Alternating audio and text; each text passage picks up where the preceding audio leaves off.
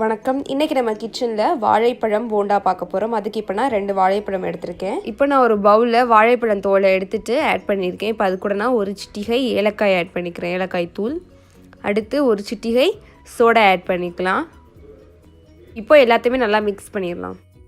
இப்போ வாழைப்பழத்தை நல்லா மிக்ஸ் பண்ணியாச்சு. மிக்ஸ் பண்ண பிறகு இப்போ நான் 2 கப் மைதா மாவு ஆட் பண்ணிக்க போகிறேன். இப்போ 1 கப் ஆட் பண்ணியாச்சு.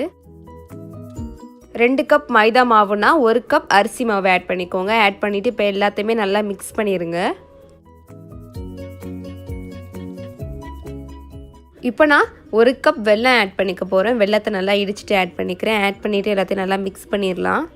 உங்களுக்கு இனிப்பு கூட வேணும்னா நீங்கள் வெல்லம் கொஞ்சம் அதிகமாகவே ஆட் பண்ணிக்கோங்க.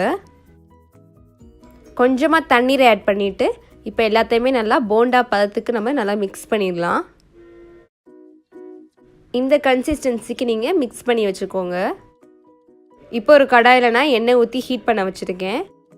எண்ணெய் ஹீட் ஆயிடுச்சு. எண்ணெய் ஹீட் ஆன பிறகு நம்ம மிக்ஸ் பண்ணி வச்சுருக்க மாவை கையில் எடுத்துகிட்டு இந்த மாதிரி குட்டி குட்டி பால்ஸாக நீங்கள் எண்ணெயில் போட்டுருங்க.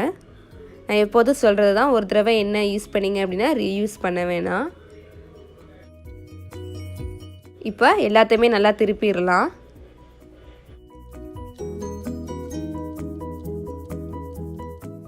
இப்போ பாருங்கள், நல்லா கோல்டன் ப்ரௌனுக்கு வந்துருச்சு. இந்த மாதிரி கோல்டன் ப்ரௌனுக்கு வந்த பிறகு நீங்கள் எடுத்துடலாம். போண்டா நமக்கு இப்போ ரெடி ஆயிடுச்சு.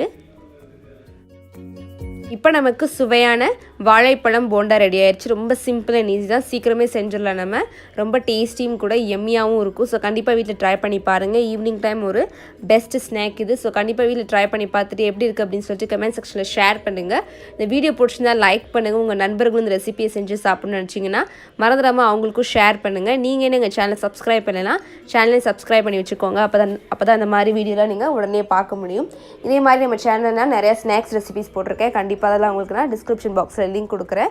மறந்துடாமல் அதையும் செக் பண்ணி பாருங்கள். தேங்க்யூ.